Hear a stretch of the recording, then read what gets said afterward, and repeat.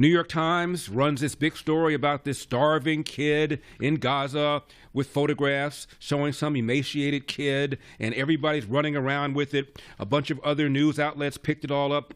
CNN did it. And turns out the kid had a pre-existing health problem. By the way, his brother was standing in the background, not at all emaciated. Whole thing was a complete and total lie, and so many members of the media, including Sky News, including The Guardian, including the Daily Mail, the Times of UK, all ran with it because it advanced the narrative Gaza is suffering from mass starvation because of the dastardly Israelis. Now, the kid is named Muhammad. Now, turns out that his mother never pushed this narrative. The BBC spoke to the mother. And in the interview, she disclosed that he was born with a genetic defect and complex medical dependency. But while the BBC video made reference to it, did not talk about the fact that the mother admitted it. New York Times ran with it. Also said his father had been killed while going out to collect food. That probably is also not true. Father was killed in what appeared to be a targeted attack orchestrated by Hamas. So, all this run with the media. New York Times had to put out a statement saying,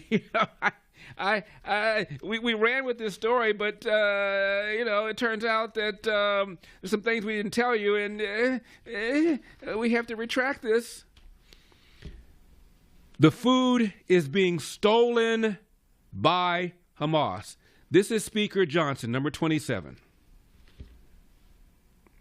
Let me ask you about a critical issue on the world stage. The world has been watching what has been unfolding in Gaza. We are going to show some of these pictures. They're very disturbing, Mr. Speaker. Of course, this humanitarian crisis, children starving to death. Israel has now paused military operations amid the international outcry over this hunger crisis. Are Israel's actions too little too late, Mr. Speaker? The images are disturbing and heartbreaking. We all want a peace there in that region. President Trump is trying to forge that, and we support it 100%. I will tell you that I've spoken to my friend Ambassador Leiter, the Israeli ambassador to the U.S., and to other Israeli officials. This is important to note. Israel, since this war began, has supplied over 94,000 truckloads full of food. It's enough food to feed 2 million people for 2 years, trying to get that into Gaza. But Hamas has stolen the food. A huge amount. In fact, in 2024, the numbers are that Hamas profited over $500 million in stolen food aid that was supposed to go to these poor people who needed it. That's half of their budget. So this is a broken system. The UN needs to work with Israel to make sure that the food is getting to the people that need it most.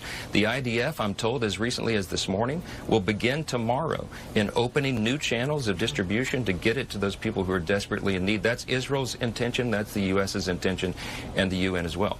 All right, Mr. Speaker, we are out of time. We should note the New York Times just yesterday did report that the IDF never found proof that Hamas had systematically, that word systematically, stolen deliveries of aid provided by the UN and other groups. We do really appreciate your joining us, and I hear you defending the Israeli position on that. Oh, for crying out loud.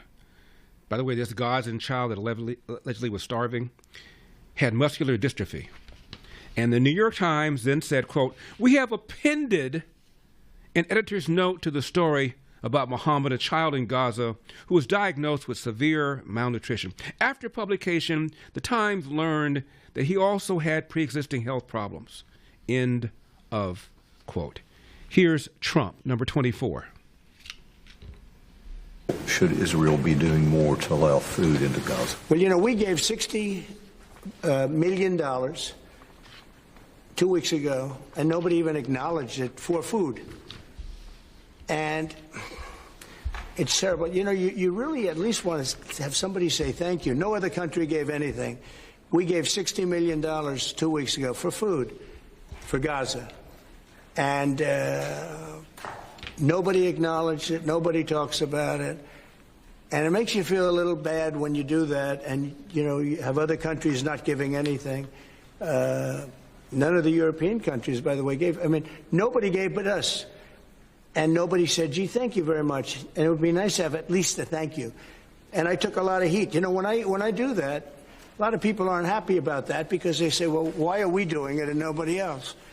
But I think we had a humanitarian reason for doing it.